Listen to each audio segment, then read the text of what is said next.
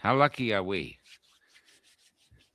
Welcome, Dr. Biss, again to the cafe, and it's so glad to have you here, even though times are still as troubling as they've always been. How Yeah. have you been yourself?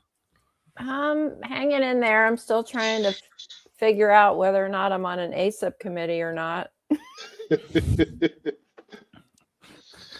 I'm not. I don't know what that means myself. Sorry, you have to put me in. So the advisory committee on immunization practices, which I was appointed to by Bobby Kennedy, okay, Yeah. never made it to a meeting. The Oh, American Academy of Pediatrics is suing Bobby and HHS because they don't have time to counsel their patients on vaccines.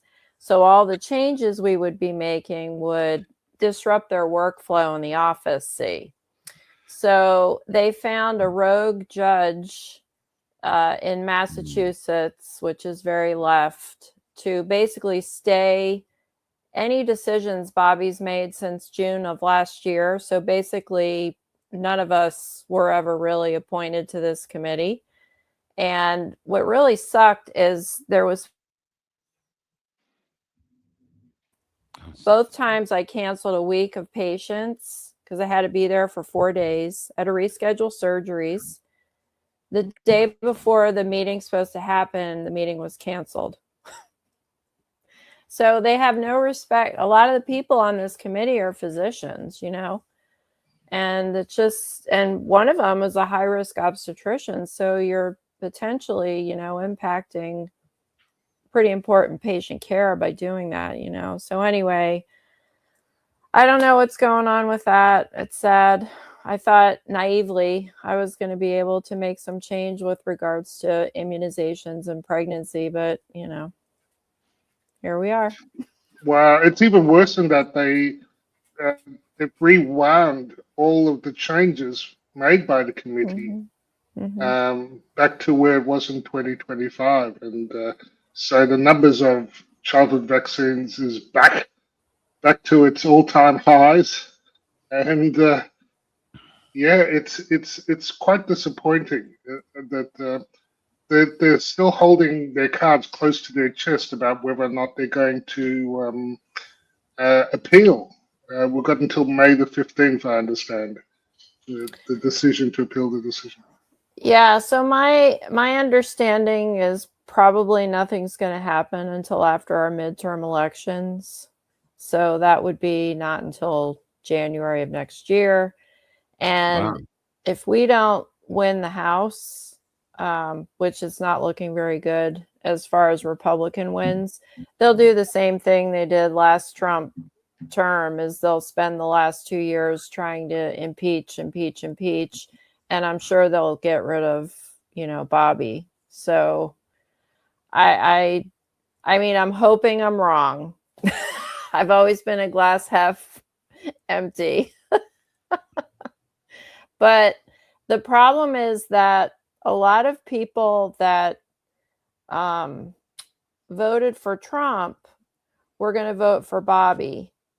And so a lot of those people feel a little let down because Bobby's hands are obviously very tied about what he can do. And pretty much what have we changed with MAHA, or Make America Healthy Again? We got rid of red food dye, and we've changed the food pyramid, which anyone with half a brain already did that on their own. So there's a lot of people that sadly are just, they're like, what's the point in even going to vote, right? So Yeah, it's because it really sad. speaks to power. It really speaks to who actually is in power. Because, well, big pharma, I mean, their economies are bigger than Sweden and Poland. These are powerful opposition you have against you. You know. Mm-hmm. Yeah, I'm amazed Kennedy's still alive. I mean, there was even another assassination Well, yeah, attempt on Trump. they tried number 3 on Trump last night. So, and they were all there. The whole cabinet was there. Mm, So, mm. Yeah, I don't feel like Robert Kennedy's hands are tied. I feel that his hands and legs are tied, and he's put in a box a locked box in the cellar. He's beginning to wonder what's really going on in his mind, or whether it's external forces that have like co-opted him. I don't know. Maybe that's a bit harsh, but really, really wondering what the hell is going on, because they've so effectively undone his work so far, and it doesn't look like. Yeah, you're right. Their politics is trumping, to use the word, everything at the moment, isn't it? Mm-hmm. Yeah. How about the people on the ground, just ordinary people? Vaccination is down over here. They're plummeting. They're on the news everywhere, going, "Oh, vaccination rates are plummeting. Everyone's in danger. What are we going to do?" And so that's what we're getting from the MSN. How about over there in USA? I would say yes, the vaccination rates are down. A lot of parents, especially, are really questioning a lot of the vaccines that are recommended for the kids. I think the COVID vaccine uptake is pretty dismal. Although I did see a lady a couple weeks ago, maybe now, she's had 11. How is that even possible? I just looked at her. I said, please stop. I mean, every time a new one comes out, she must be running to the pharmacy. It's just... I'd say she'd be so full of nanobots. If she farts, she probably changes the channel on her TV. Oh, that's incredible. That's incredible. 11. Yeah.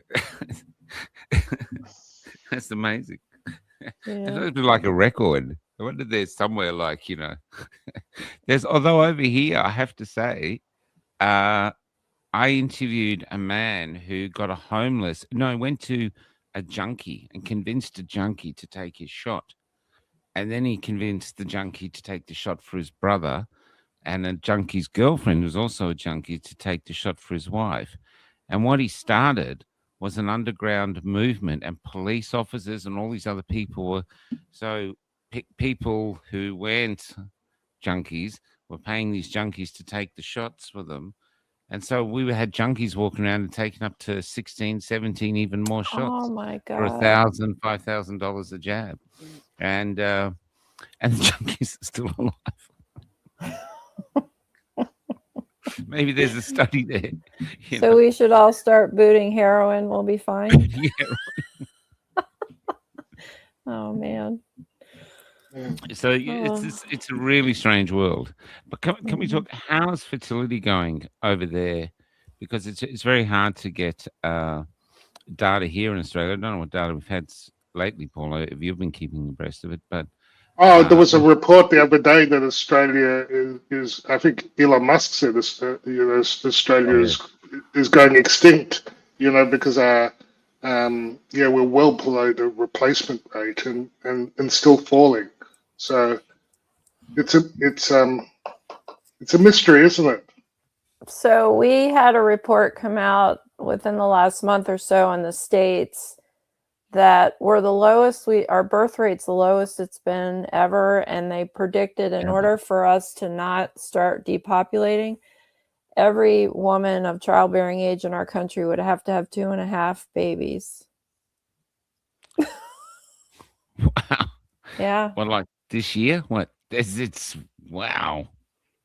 Wow. Unless I read that wrong, but the rates in all countries had slowly been trickling down, but we were never, no countries were ever depopulating, No, so now that's what's happening. We notice this if you walk around, how rare it is now to see a brand new baby where, it wasn't quite common sight before, but now it's to see one that's just born or it's very, very, very rare, or at least over here. Yeah, I mean, I see them every day because that's what my practice is. But yeah. Yes, I did a tweet maybe 3 years ago saying Australian OBGYNs are going to be out of business soon. But yeah, where I am, I'm blessed to see lots of small babies because I think beaches are the normal nesting ground of pregnant mothers. So I still see them, and I'm happy, but the statistics are not good. You've got the cancers going up, and you've got the births going down, and they do appear to have accelerated in opposite directions in the last since 2021, which is quite a coincidence. Baffling. Yeah. I don't know why that's funny. It's like this communal joke around the world, you know what I mean? Half the world's like, what's going on? The rest is like, just hit record on the last 5 years. This message is the same. Yeah. Yeah. Mm-hmm. So wow. So it must be so difficult or so disappointing to get so close to, real change, because there's so much hope in the world. It must be really tough. Yeah, I mean, when I was in Australia visiting you guys, Paul, and Roz was saying she thought this was going to be our year. You were as well, of change. And I don't know. It took about a month, and then that was like, well, guess that's not happening, I don't know. Yeah, do you know what the coincidence was? And I haven't written about this, but that ACIP meeting that didn't happen would have had mind-blowing presentations being made that never got heard. And I don't know, that coincidence is quite interesting, because they were going to talk about DNA contamination. And what have you heard about the material that never got presented because the meeting never happened? Well, I know that we were supposed to showcase some vaccine injured patients too, so I mean, that was sad. That was the two main things. My understanding was the DNA contamination issue, and that, people that were vaccine injured were going to speak. So it's just sad, just so many people have been let down. Yes, in the meantime, in the meantime, we've got Nurse Lindsay and Dr. Kevin McCann's team in Japan doing this very interesting work on dual double filtration plasmapheresis and stem cell growth factors. And if the results continue to come in like they appear to be coming, that's really exciting, But that wasn't organized by the billion-dollar government organizations. That's just a few anti-vax cookers with scientific knowledge pursuing their, bootstrapping solutions.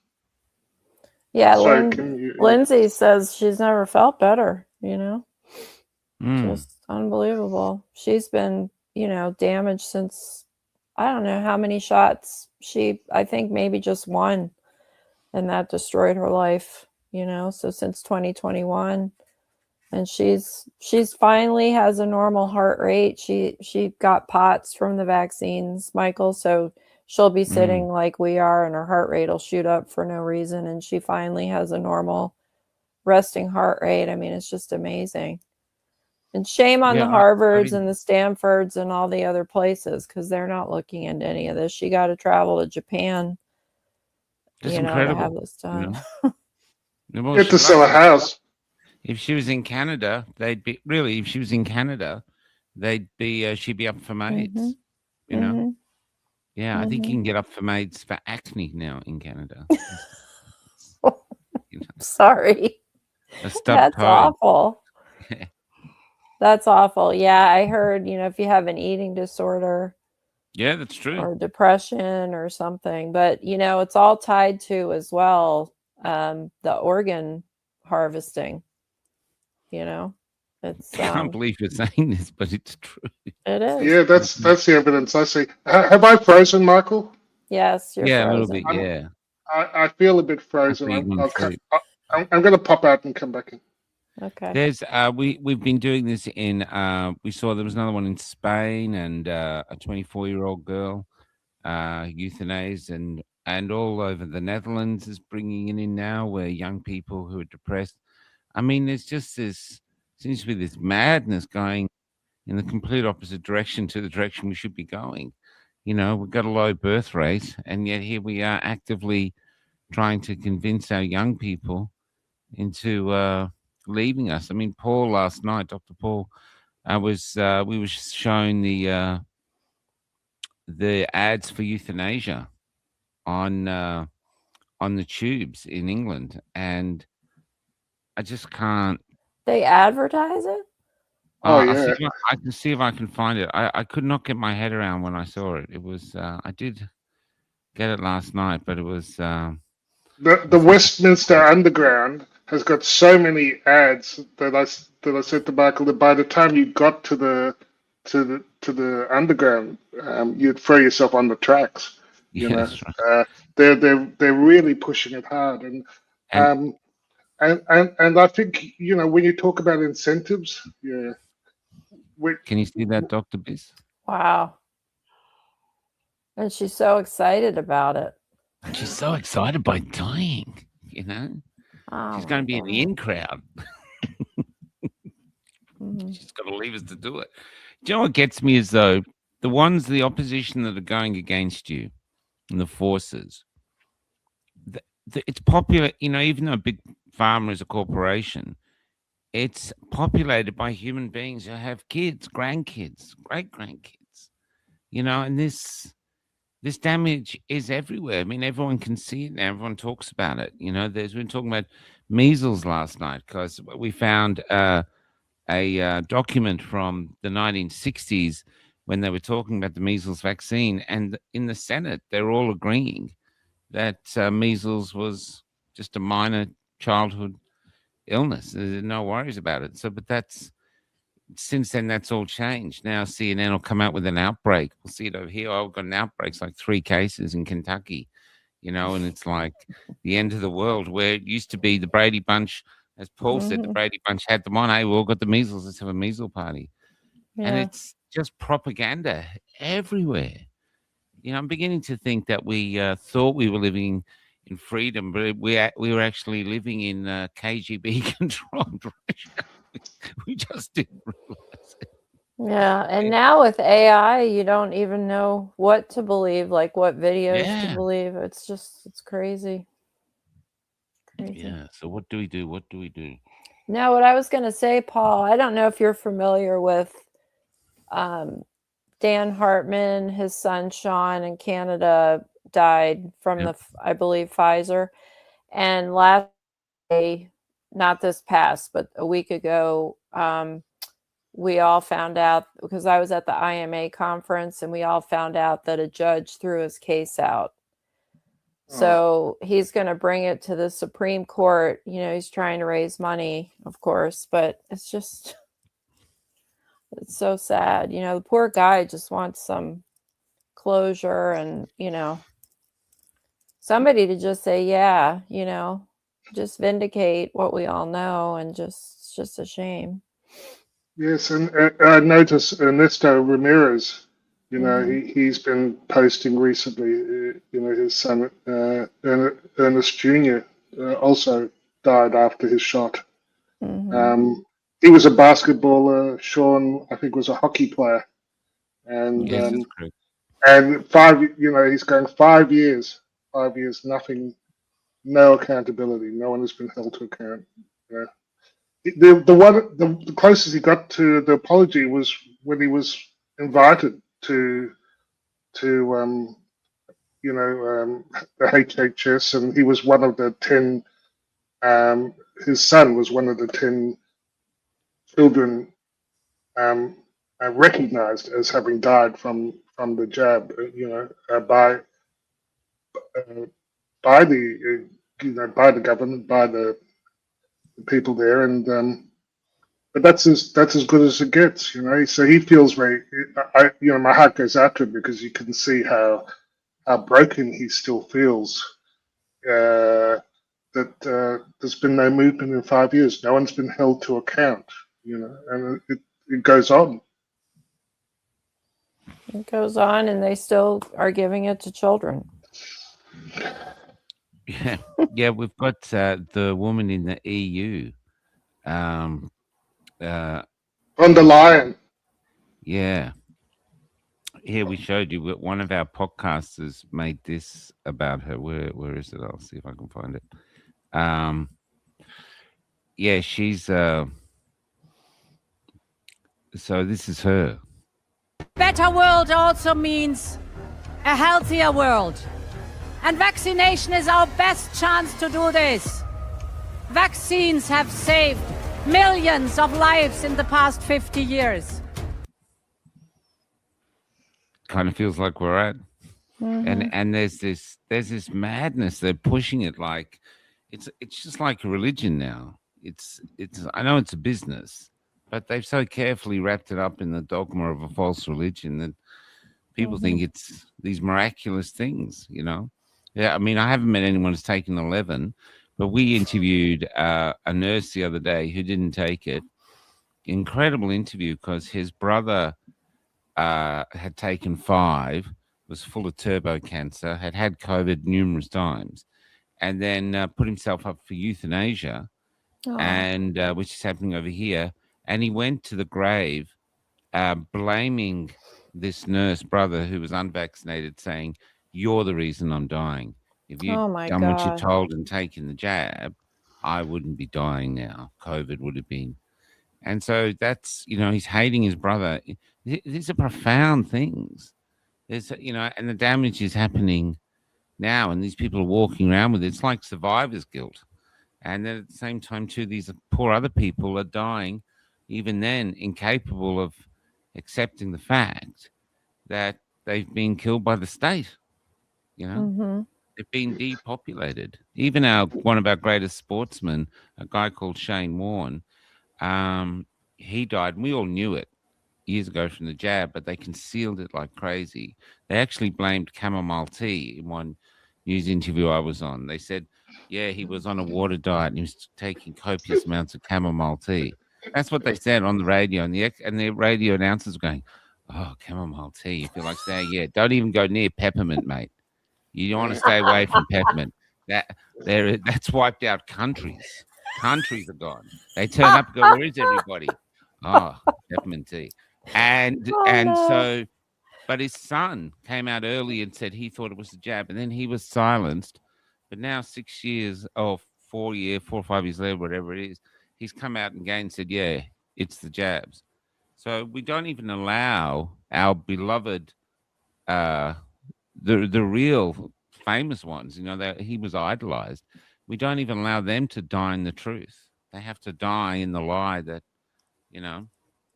can't be anything wrong with the vaccines because they're just so miraculously safe and effective. So, what was his sport? Was he a soccer player or?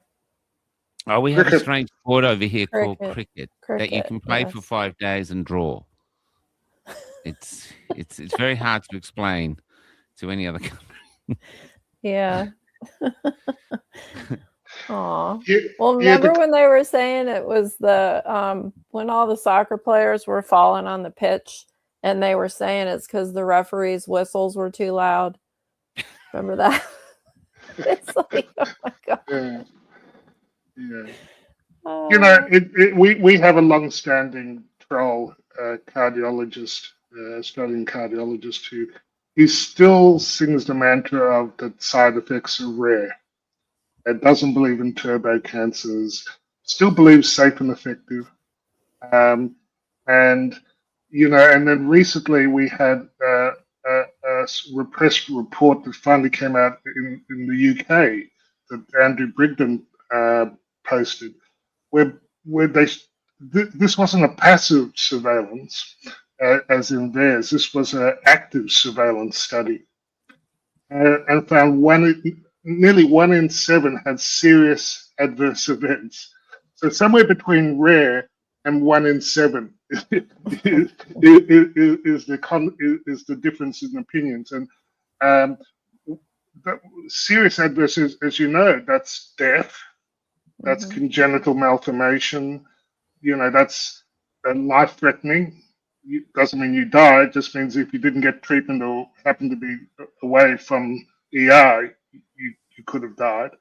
And lifelong disability, life-changing. So it's between 1 and 7 and rare. I think the word rare has changed its meaning. Yeah.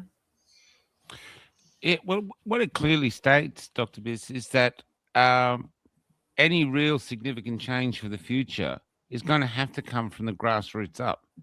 It's that's it. I mean, basically, people have to start taking responsibility for their own health and bodies, not just keep being dependent that the state has their well-being at heart. I mean, they've been caught with the great fraud. Big Pharma has the highest paid fines for fraud. It's quite clear to anyone who watches that their stuff now is dangerous. I mean, we've got John Campbell in England going on about the flu vaccine. Peter Hedgeworth, he's just said you don't have to take it in the army now. So that's one significant win. And but we've sort of got to this point now where it's almost like people have no trust in their own bodies at all. It's like somehow they've been convinced you're here, but Earth is a very dangerous planet, almost as dangerous as Mars, what I mean, with all this fresh air and clean water and food. Is really dangerous. So you've got to take this shot to keep you alive. It's and they've been doing this for decades and decades everywhere. I mean, you go to doctor surgeries in Australia now, and they're like shrines to vaccines. Every wall has a poster of this beamingly healthy young child and saying, "Get the vaccine, get the vaccine." It's everywhere. It's dogma. To go against it, it's almost like being called a heretic. So so I think the change has to be. It'd be great if Bobby could have gone in there and sort of knock down the house of cards. I think the fact that he got there is a huge success as it is, but the people aren't stupid.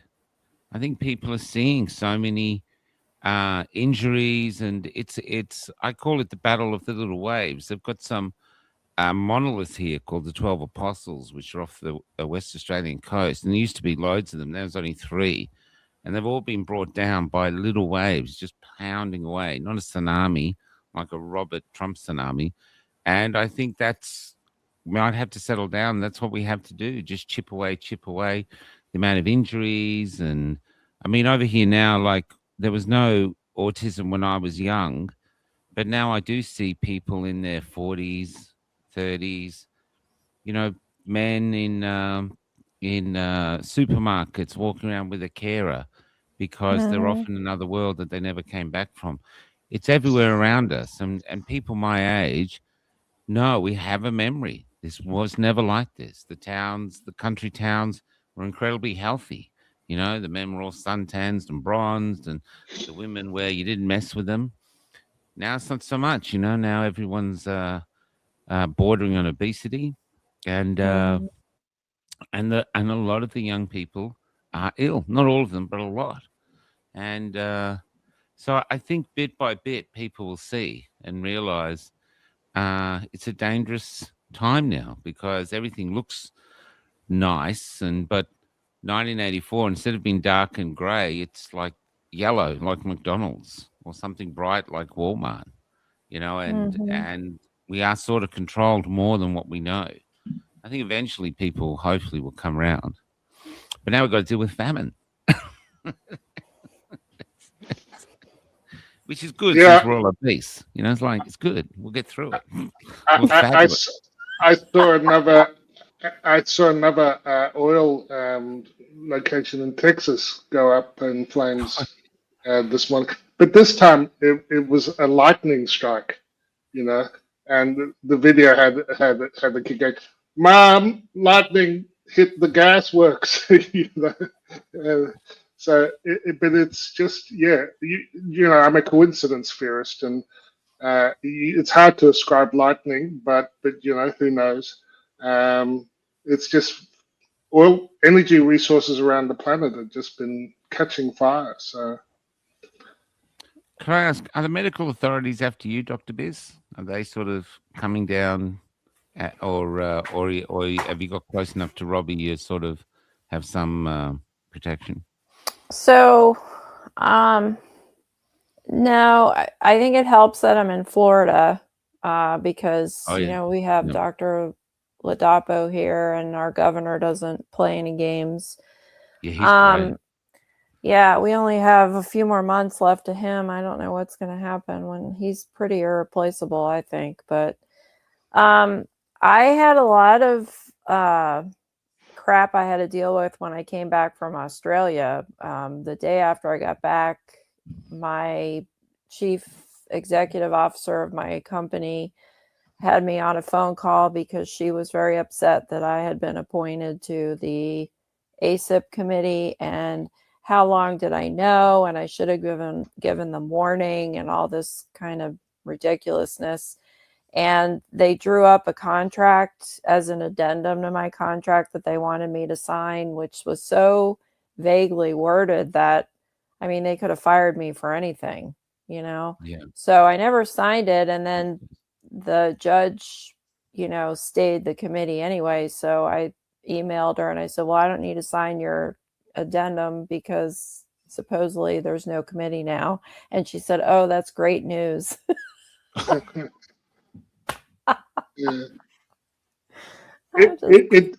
It does seem to, it's ridiculous. It does seem to me that there's a fight for medical freedom. The trolls seem to really be attacking people who talk about informed consent and the right to say no. And you've still got zealots like Paul Offit go, oh, it's so selfish. You know, people using their judgment and their claiming their right to say no, which is really, you don't have informed consent if you've got mandates. And I notice that there are people state by state now trying to bring in laws to protect bodily autonomy and medical freedom. And I think that's where the battle is, because if people like Paul Offit talk in terms of, you know, we're in public health, we just make suggestions. But where was he in the last 5 years? These suggestions mean, no, you won't be able to take your kids to childcare. We call it no jab, no play in Australia. So, you know, your links to that university students weren't allowed to study unless they took the injection. So to me, it's still at the core the freedom to say no, to end mandates of all kinds, and you have these zealots who are deeply conflicted, you know, like Paul Offit, who have made lots of money by selling products called vaccines. And I like Aaron Series' definition of a vaccine. Mm-hmm. His definition is anything that the government gives liability protection to. Mm-hmm. You know. Yeah, I'm halfway through his book. It's a good book. Vaccines, Amen. Have you heard of it, Michael? It's Aaron Seary wrote it. It's very good. It's very true. You know, it's just it really is a religion. Yeah, it is. That's how they've marketed it. You know, I think once they got the indemnity, that's when they started on making it a religion. They always use the word miracle product. Miracle, it's a miracle. You know, it's incredibly clever what they've done. And then the business model goes deeper. You know, pharmacists, a lot of pharmacists wouldn't survive if they weren't vaccinating and making the money from vaccines. You know, doctors, I mean, we know that doctors make a fortune from it. It's very, very deeply entrenched. I mean, like when I'm not from Australia. I came over when I was 5. And when we came over, this goes on a different topic, but sort of the same. All Australian boys wear, what do you call it, where they cut the foreskin off? What's that word? Circumcised. And I used to feel bad as a kid because I wasn't. And like I stood out. But that finally faded out because no one could figure out why they were doing it. It hurt the kid. We weren't Jewish. We weren't, why are we doing it? But it was just entrenched. And people go with the herd and they put their desire to remain in the herd or safely within the middle of the herd. They're willing to put their child at risk to get to that position. But I do see the change. Like here we are, it's very hard to get down. It's very easy to get down, but here's one so true. We have to take responsibility for our own health. I have had breast cancer, kidney failure, and sarcoidosis, whatever that is. I follow traditional paths. So, I'm hearing this everywhere, that people are looking for alternatives medicine. I think it's because Big Pharma, despite all its power, has betrayed people, and people are not blind anymore. They're seeing the deaths, they're seeing the injuries, they're injured themselves, and so they're not as easy to take over, I think. So we will see the numbers go. Right. But well, a couple things, couple points. They don't go together, but I'm afraid if I don't say them now, I'll forget.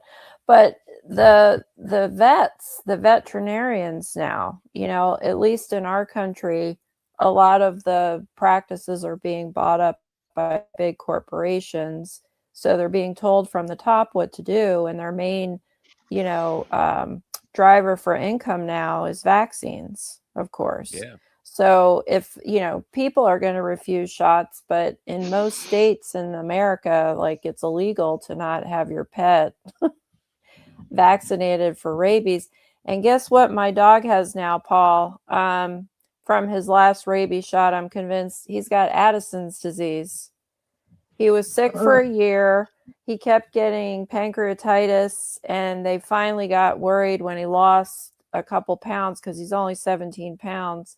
So did a bunch of testing and found out that his adrenal glands don't work anymore. So he's getting prednisone every day and monthly aldosterone injections.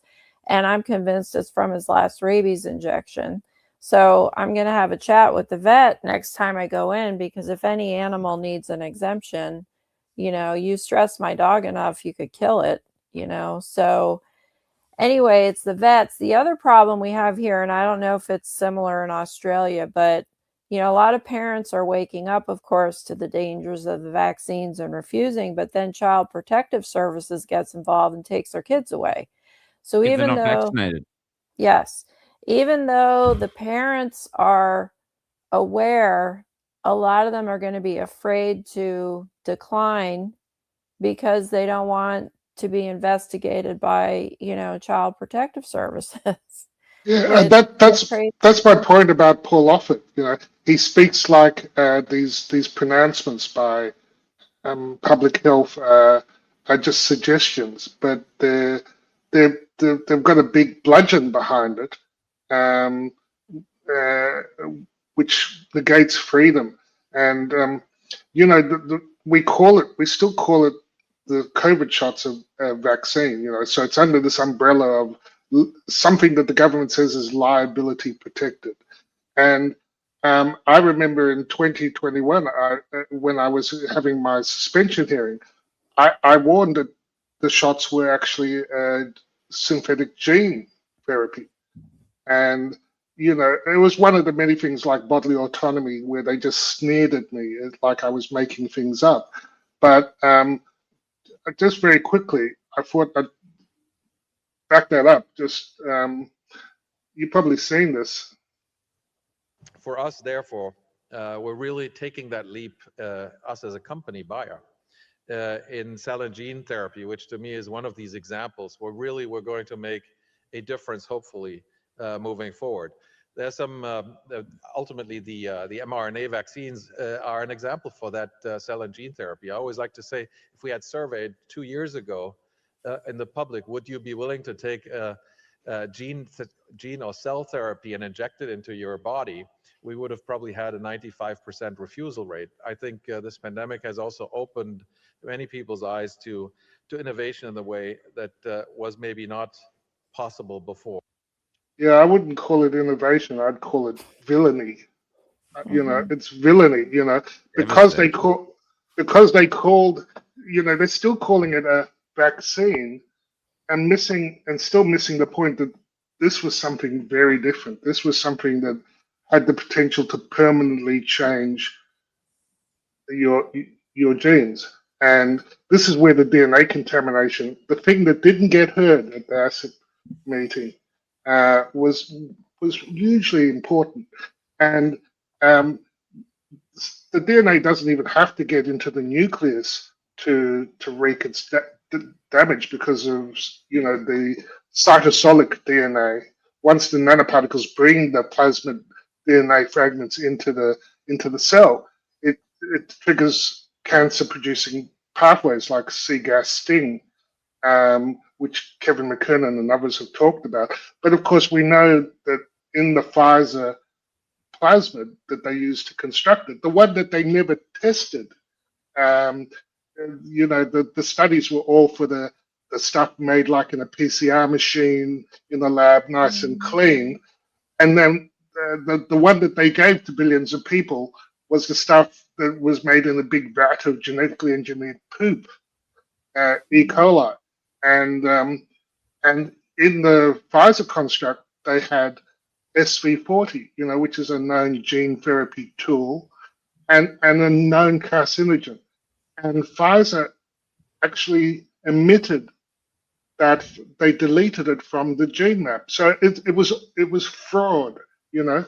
But I think people are waking up, you know. So this is something I said, nearly 5 years ago, and it was seen as crazy. But now, in retrospect, it's clear. And I'm just making the point about language. You know, I generally don't call it a vaccine. These mRNA products or DNA products, undisclosed, I call them synthetic gene.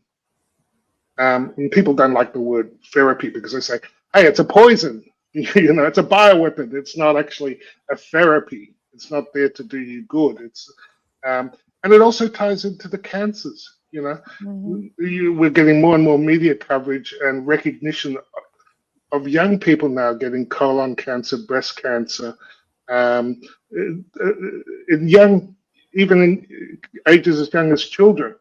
And and they said, like you said, they're still giving these shots to children. Oh my God! I mean, this is why you know, I can't stand down until they stop doing that. But even when they stop, the damage will have been, you know, done. Well, they're still giving it to pregnant women too. That's the second thing. You know, that's the second thing. They, you know, it's insane. What do you think, Dr. Biss? Is it insane? Yes. It seems insane. It seems insane to me that we're tolerating that they're giving an unstudied, you know, and I remember reading at the time that in the reports that were coming out that there was no carcinogenicity studies. They hadn't tested for the ability of the products to produce cancer. They hadn't tested the ability to affect, you know, teratogenicity, the ability to produce birth defects. You know, yes, 7 Wistar rats, and one of them had rib abnormalities, and they said, "Oh, we'll stop at 7 rats because if we do 8, we might actually get a signal we can't ignore." You know, so much fraud. You know, so much fraud. Where do you see the hope going forward, Dr. Biss? There's, I'll tell you this is a burden that I was given early on in the marches. I started doing speeches in Melbourne, and a girl sought me out, and she says, "I'm a hermit, unvaccinated," and she says, "I want to be a philosopher." She was a crazy little thing. But what she said was, "You have a moral obligation not to sell hopelessness, no matter how tight its grip." So I hand it to you, that baton. So I know it's really tough now, but we do have that, and we have to pick it up because we can't quit. There's no one else. There's no other, and that until the young lift up themselves, there's no one else. So, you know, we've become very resilient these last few years. Over here, we've lost numerous court cases. Everything's been thrown out. I think Dr. William Bay was the only success that I know of. So where do you see the hope moving forward? That's tough because I told you I'm a glass half empty. You know, it's just been, I had a lot of hope the beginning of the year, you know, and then it felt like the rug was taken out from under us. We obviously I don't know what the path is to take, but obviously we have to, as the adults, have to continue to fight because, you know, the younger generation are just clueless, you know, because of the way that they've been indoctrinated, and a lot of them don't want to get involved. They're very much, you know, the ostrich with the head in the sand, and they just go along to get along. And, you know, a lot of them don't even want to have children. They've been made so fearful of adding to carbon, you know, the whole climate change ridiculousness, because climates do change, but a lot of what we're doing is not why they're changing, you know. I don't know. That's a very tough question to answer. Maybe it's because I'm not like, I don't have that brain of, I took one philosophy class in college. I wanted to shoot myself. I was like, I'm You so don't go that deep. You said you're a glass half full. As long as the half that's full is full of alcohol, there's always a chance. I guess. But I mean, I remember like the first person the professor was talking about was Descartes. I think, therefore I am. And I'm like, no shit, you wrote all this stuff down. You're obviously here. Like, this is dumb. You wrote books about this stuff, like proving you exist. I don't know. I guess I'm too science and math. I don't have that. That's part hilarious. of my brain. But it's part of the responsibility of what we're doing. You know, we're in this fight, and it's a hard fight. You're up against a behemoth that's deeply indoctrinated, like all through our system. You know, it's everywhere. Every bus stop, get your vaccines. There's a chemist down the road from here, and they've drawn a chalk family. COVID vaccine, safe for all the kids and everything. Just come in, it's all free. You know, they're just pushing and pushing and pushing and pushing.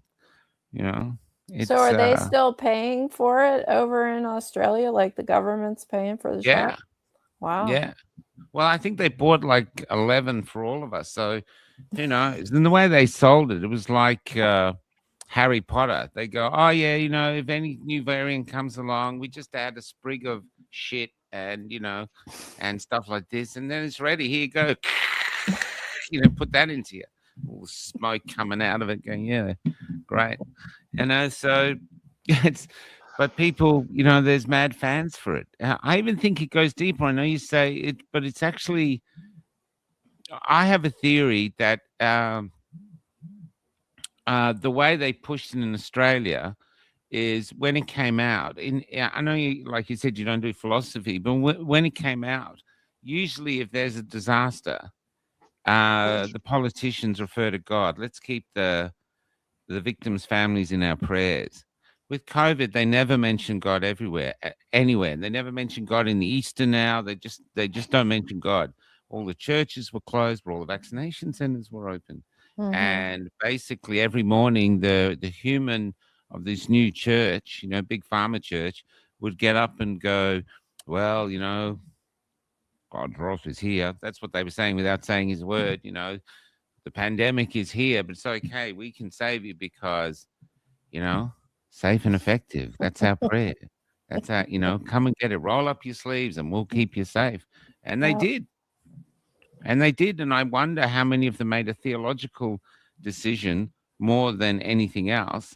And you know yourself, if you ever meet someone who's got a deep religious faith, there's no use debating it because it's you can't rationalize it like you do science. This is theology or something different. I don't know. It's just looking for reasons with it. I know they all say it's just psychosis. I don't. I'm not a big fan of that. Michael, I can give you some hope. Yeah, good. The mere fact that so many I've got the sun rising to my right here in witness protection today. The spotlight and but the public know what's going on in general. I mean, there was that Rasmussen poll that more than half people think large numbers of people had died as a result of the COVID shots. So the public is aware. They're awake. They've become immune. They've become tolerant to the propaganda. Not all of them. The diehards who still have their masks on in the car, sitting alone, but they've been permanently sort of damaged. So that gives me hope. You've got the work in Japan where I thought the idea that you had these prion domains on the S1 subunit producing amyloid disease and the new amyloid disease and these calamari clots. I thought, how are they going to dissolve that? How are they going to find any treatment for that? And yet they do appear to be making progress. And then we had George Fareed on a few days ago. Dr. Biss, and he was describing, reiterating ivermectin and fenbendazole in some of the an observational study where like a third of people reported no detectable disease, and another 15% had a reduction in disease, and at 6 months, and another proportion, about 30%, at least had not got worse. So 85% seem to have benefited from, and that was just those two repurposed antiparasitics. And he was talking about how that could be enhanced with metformin and sulforaphane and aged garlic, as attacking different elements of the cancer stem cells. So, I mean, there is hope there, because things that I thought would not be able to be dealt with, in years and years, we're coming up with solutions. The cure to cancer potentially, or finally finding new and better approaches. The only problem is they're still generic, they're still cheap. It was the same, and it was the same. I was yelling about early treatment in 2020 and 2021, and there was no appetite for anything related to early treatment because everyone was being funneled to the synthetic gene injections. But once they came out with their patented, their molnupiravir and their Paxlovid, then all of a sudden, early treatment, everyone go get early treatment. Once they got the patented, expensive pharma early treatment suddenly, and it'll be the same with cancer. They're busy patenting the analogs for the antiparasitics so that they can now sell you a high-priced, inferior, whiz-bang new, untested version of the same drugs. And then suddenly it'll be all over. We've got a cure for cancer, guys. Everyone... and then your oncologist will prescribe it. But I heard Joseph Verone talking with Ryan Cole the other day on a podcast, and he was saying that oncologists are firing their patients when they hear that they've taken ivermectin or mebendazole. So, which is just just like they were firing patients who said, "No, I don't want my child vaccinated."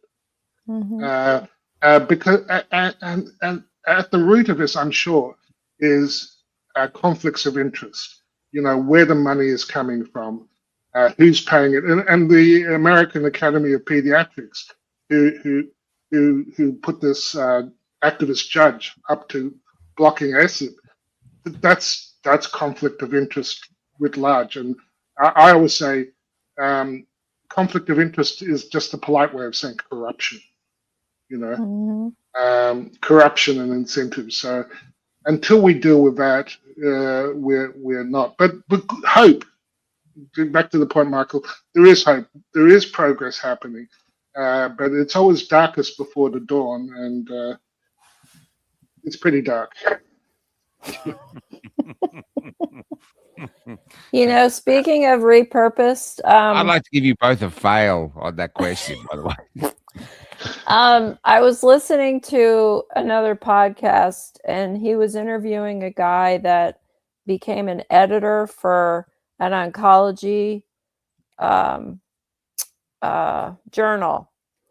And he started going to the conferences that were thrown for oncologists. Of course, they're all sponsored by pharmaceutical companies. And he would go out after the conference, after the lectures, he would go to bars and talk to some of these pharmaceutical reps. And he was talking to one about how they repurposed thalidomide, which like one tablet of thalidomide might cost a penny to make, but they rebranded it for a drug to treat multiple myeloma. They knew it didn't work, but it was like $100,000 for a month for these people to get treated with this stuff that probably cost them 30 cents to make. But of course, the oncologist is selling it in his or her office, right? So the whole point of the drug rep was, we're here to make our oncologists wealthy. They're not there to make the patients better, right? It's disgusting. That's it, because big pharma is so big now. It has to survive. It needs sick people.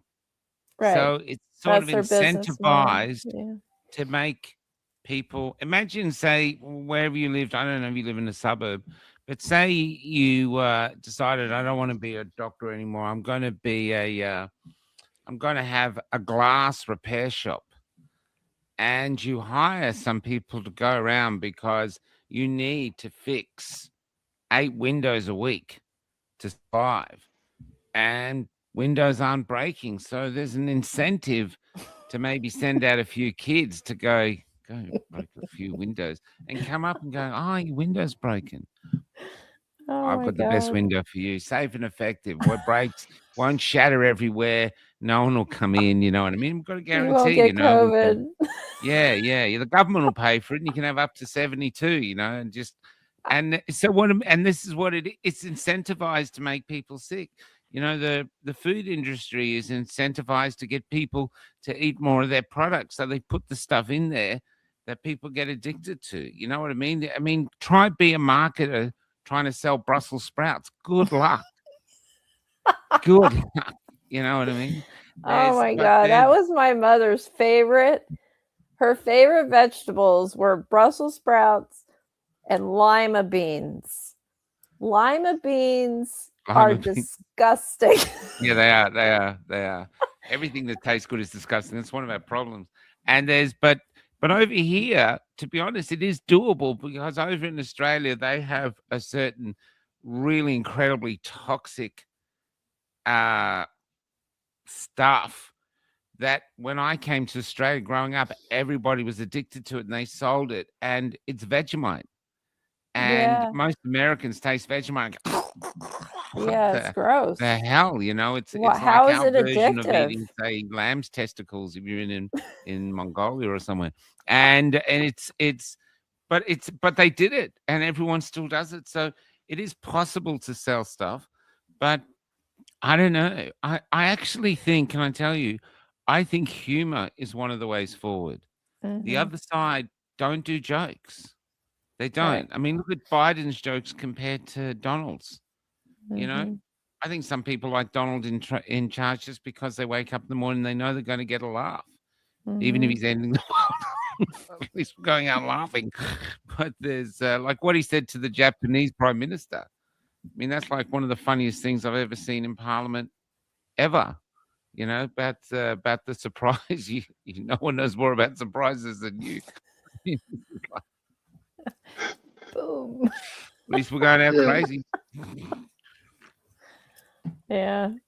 Well, so you still haven't heard, Kimberly, whether the ACIP will ever come back. I saw Robert Malone had resigned, which is I think is a great loss to the team. And it is, and you know, to his credit, I mean, I never made it up there, but you know, he many hours were spent in the work groups with Bob and Retsif and Kirk Milhone, you know, lots of hours.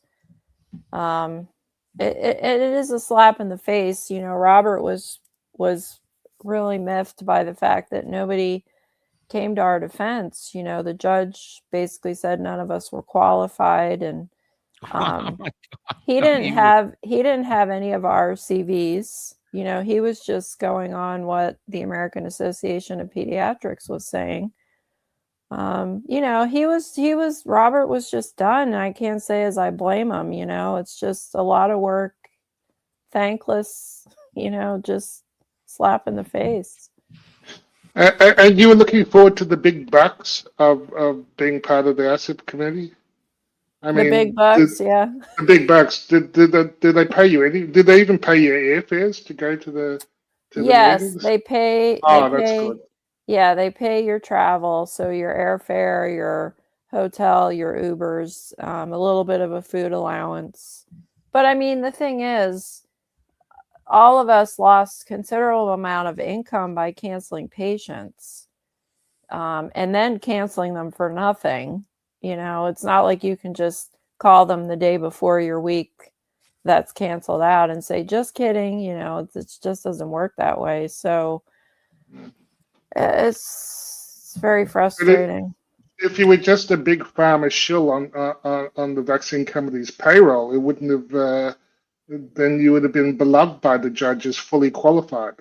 But if you're a doctor treating patients or an expert in risk analysis, then you're suddenly unqualified. If you've got any ability in critical thinking and independence, then suddenly the judge is arguing that makes you unqualified. Because you're going against the narrative. I think we should use Hollywood to bring you up. Okay, I expected to this.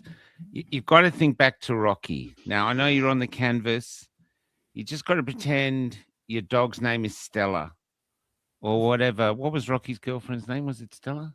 No. And oh, geez. If you didn't ask me, I would. What's Rocky's girlfriend's name? It begins with A, doesn't it? It's here comes Adriana. Yes. So you got to say Adrian. Adrian, and the crowd's going, get up, because unfortunately you became one of our great warriors, and this is what comes with it. It's really, really tough. It's really, really tough. We've had it over here. Look at Andrew Brigton. You know, he's still up. He's still pounding away. He got kicked out of Parliament. We have a guy over here, Jared Renner. He was a hero of the freedom movement. He still is. Thrown out of Parliament. We're up against a madness. But look, I'll give you a gift. I'll give you a mathematical joke since you're into maths, right? Now, I don't know if you've heard, but the foundation language of modern computing and digital physics, binary numbers, are under threat because one of the numbers has come out as non-binary. It's true. All of physics is going to change. So yeah, that is very. And that's funny. me. I'm 4 a.m. here, and I'm doing that joke. There's. But we have to keep our spirits up. Honestly, they want the depression, the darkness. They want the fatigue inside your soul, doctor. That's what they want. They want to get inside you and have you give up. And that's why the powers that be, that's why they invented fuck off. That's what it's about. You literally have to. And I've met grannies, grandmothers, because I interview all these people, and they come up to me and they go, I swear all the time now. I never swore my whole life. But now I'm saying F this and F this all the time because that's the stage I'm at, you know? And so we have to fight. And I would also recommend that you get your story down in writing, because if you check your Facebook, they're obliterating, they're already memory holding us, our past on social media. I don't know how much social media you do. So we have to actually capture it in writing and then get it out there and spread and keep what you did, because in the future, they knock that woman you said who's had 11. Now, Hollywood, or wherever, what version of Hollywood survives, if things change for the better, they're not going to make heroic stories over someone that took 11 shots. They're going to make historic stories on those who fought against the darkness. That's what they'll do. You just happen to be not the audience of you. You just happen to be the hero of your novel. And this is just one of those bad days. You've got to pick it up, you know. Keep your dog away for the vet. I would recommend that. Maybe take it to I don't know. But yeah. And yes, just keep up. I think our version of Hunger Games. They're evil and they're serious, you know. I think our version of Hunger Games is like that woman who took 11 shots. You know. Yeah. It's a game of Russian roulette. And she's like in what is it? The deer hunter, you know. Yeah. You keep coming up to the table and rolling the dice, and she should be celebrated. She's like the girl in Hunger Games. She succeeds against the odds. Maybe the 12th shot will be the last one, but and you know, when I went to New Zealand and looked at the data with Barry Young from the pay per dose database that he ran, that was the thing that stood out to us. That there were these clusters, and some of the clusters, it was worse than playing Russian roulette. You know, the number of people who were dead in the weeks and months after the shot. So. And again, that's consistent with that active surveillance yellow card data out of the UK. You know, 1 in 7 serious adverse events. So it's insane. It's just insane. But I think reality is going to is starting to encroach. And despite the activist judges, despite the corruption, you know, people. That's our hope, that people will just say no. I do not consent. I do not comply. And if enough of us stand up, we greatly outnumber these conflicted, corrupt entities. I posted a video last night of an interview I did with an anti-vaxxer Israeli doctor. You know, so put that in your pipe and smoke it to the rest of the world. There he is. But he couldn't, he had a huge family. He couldn't stop anyone from getting it, even though he was an educated GP. So he was quite high up. He said nothing he could do. He says nothing he could do could stop them. So we're up against something profound. But look, you're a hero here. Even if you don't feel it, you got 2 fans here. I got up at 4 a.m. to talk to you. You know, and we were, it's and Paul too. He was like, "What in the morning? What is that? Is that before the sun comes up?" It was, yeah, it was. But here we are, and around the world, the other side aren't as passionate about this. It's just time. And an Indigenous elder, an Aboriginal elder in some town, said to me, "You know your trouble with you guys? You're thinking like sprinters. This is a marathon. It's a marathon because they're too invested. They want to hold on to their house of cards, and they'll defend it, even if it's over the graves of thousands of kids. And that's what they're doing. And it's people can't see it because it's not like invaders or Mongols at our gates or anything like that. People can't really see it, but here's where we are. You know, we're the first generation, where the next generation is going to be unhealthier than us, maybe even dumber than us, and they're going to die earlier. You know, this is a great crime that, and that's why I think so many people are turning to God. There's no atheists in foxholes, so people are coming to choose faith that there has to be some light to take on this darkness, and we have no other choice than to do it. You know, you're tough, you're great, you come on this, you know, you risk your career, you're obviously super smart, you know what I mean? It's probably a much clever way of saying super smart, but anyway, it's 4 a.m, so this is the best you get. But but yeah, honestly, there is, and also you're in the only country on earth that has the best chance of defending the global freedom. Canada's fallen, Australia's falling, England's fallen, New Zealand, Ireland, and all of us is because we don't have your Bill of Rights in our Constitution. You're the only country where the darkness is all around us. But we will persevere. I really believe it. I believe we're on our way to something better, but we might just have to find our way there. And that means it's a war, and that means we'll take losses. This is a great loss, but it's not the end. Look at the Vietnamese. I mean, it was against you guys.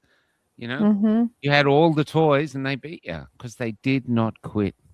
Oh, I know. My father-in-law was shot down by a female militia. We actually have it. We have it on video. Set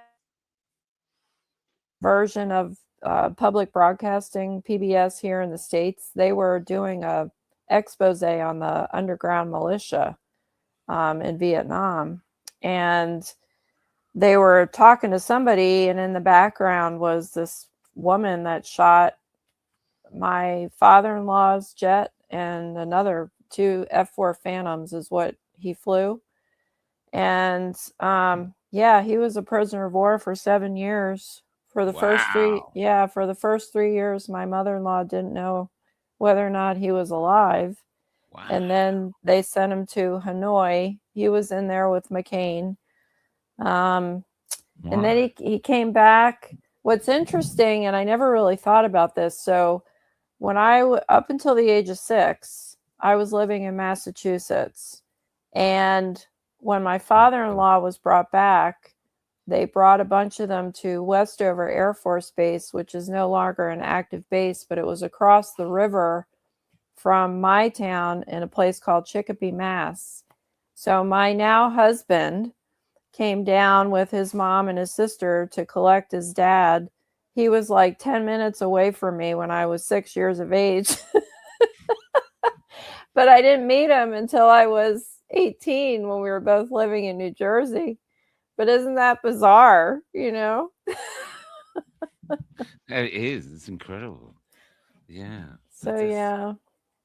He'd be a great chap, you know what I mean? Because the real core of his story would be resilience, how you survive that. We've all heard of this. So sadly, sadly he passed away last June, but he was amazing. I mean, for what he went through, you know, mock executions pretty much daily for the first 3 years.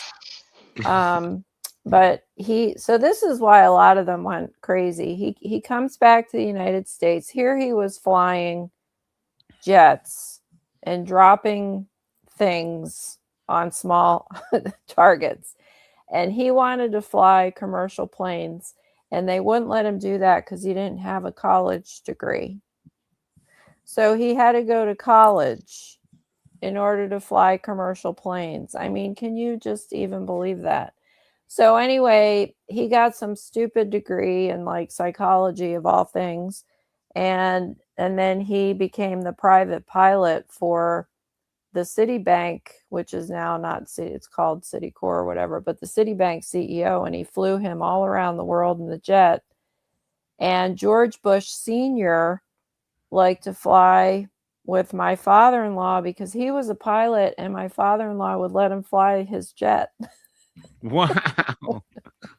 They wouldn't let him do that on Air Force One for some reason, but So he had a very good life. Yeah, what a story. That's cool, man. Yeah. Yeah. All right. Well, since obviously here's where we're at, I do feel for you. We've had some very despondent days in Australia, like when we lost Dazzle, you know, but we persevere. That's the script we have, Doc. You know. Yep. Look at I'm you not two. giving up. I'm just. I know. It's just one of those. I just want you to see the face of the perpetrator that undid that. And Judge Brian E. Murphy, I said, is an ignorant man. And I wrote this after I read Robert Malone's post on IgG4 class switching, which is something we've known for a few years, but it's massively important. And instead, this judge would want people who can rubber stamp farmer-friendly ACIP members, and it's a great crime. And I hope that the Department of Justice pulls out their finger and actually does something about it, because so far they've been holding their cards very close to their fence,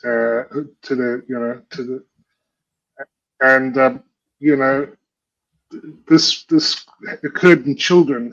Quote: pediatric specific risk is documented, class which occurs in children aged 5 to 11 years after only 2 pediatric doses.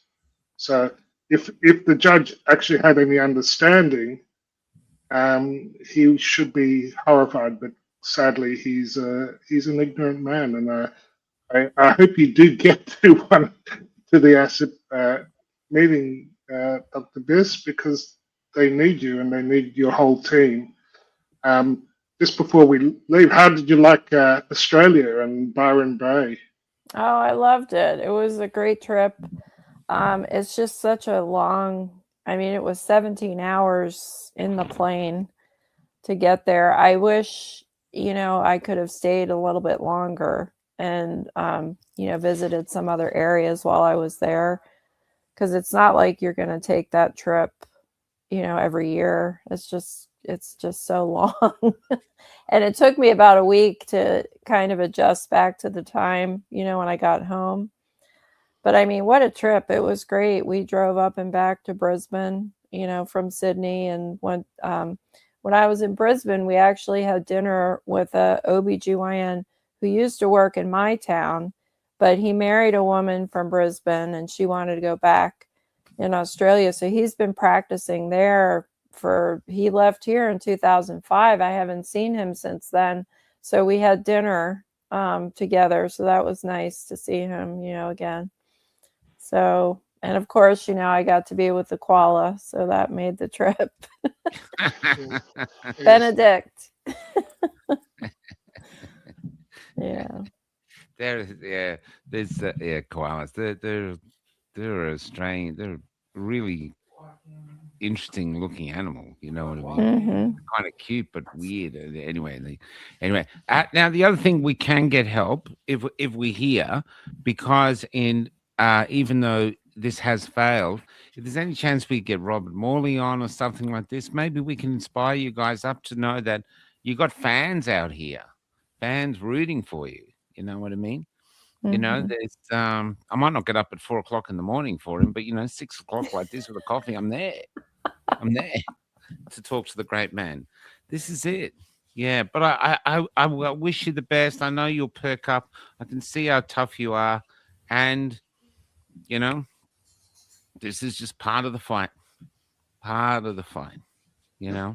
And it's interesting though that we live in a world now, even in America, that unvaccinated children who are totally unvaccinated, unless they're Amish, totally unvaccinated, are almost like the Anne Franks of our movement, hiding within society. My kids are totally unvaccinated, and they keep it to themselves. They don't let anybody know, because people react, even though they've never been unhealthy. And I'll tell you something really funny. This is it. This is a true story. I interviewed a man in some country town. He was a teacher who lost his job because he didn't take it. Eventually, they let him back in.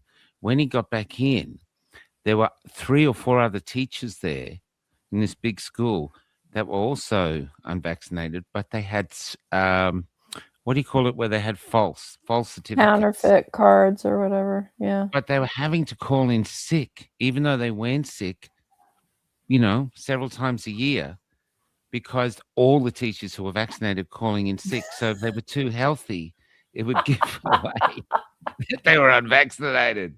So they had to pretend to be sick in order to be on the right team. Oh my God! To fit it, and remember, not all the unvaccinated are part of our team.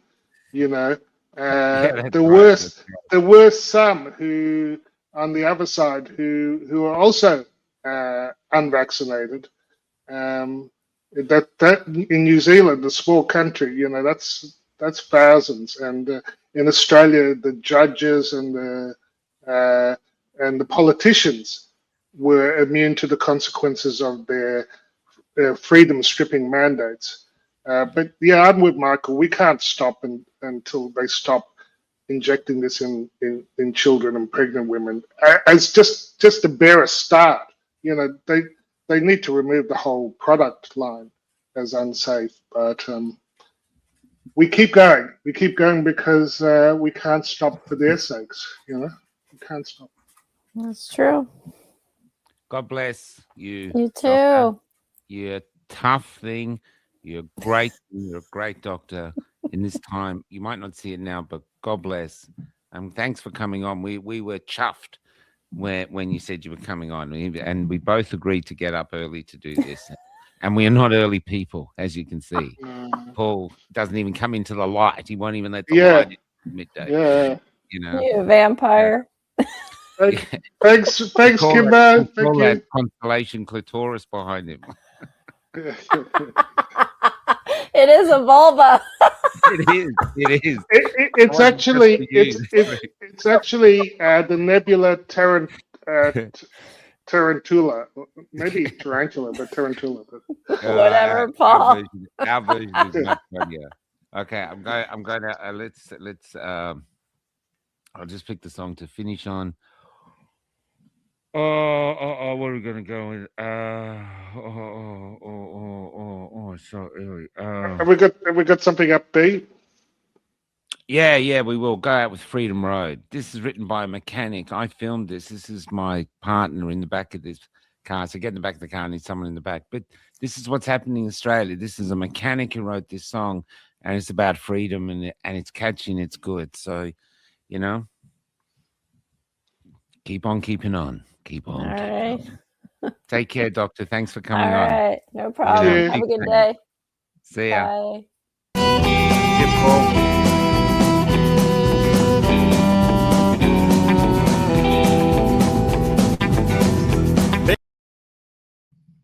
Get ready for the quiz show tonight. 8 o'clock Eastern Standard. There's a sign on the highway. There's a fork in the road. A lifetime of lessons learned. Don't mean nothing, it shows. Armchair doctor, experts making all the rules. Selling us their theories while they take us all for fools. And there's nowhere left to hide on that freedom road. Don't tell me what to think, don't tell me how to live on that freedom road. Get your hand out of my pocket, I got no more to give, I got no more to give. There's a cop in the distance behind a big box tree. There's a crime being committed somewhere, but the radar gun's on me. A quiet quarter afternoon, I'm doing 105. Like a fat kid on a seesaw, all tilted to one side. And there's nowhere left to hide, and no one's putting up a fight. On that freedom road, don't tell me what to think, don't tell me how to live. On that freedom road, get your hand out of my pocket. I got no more to give, I got no more to give.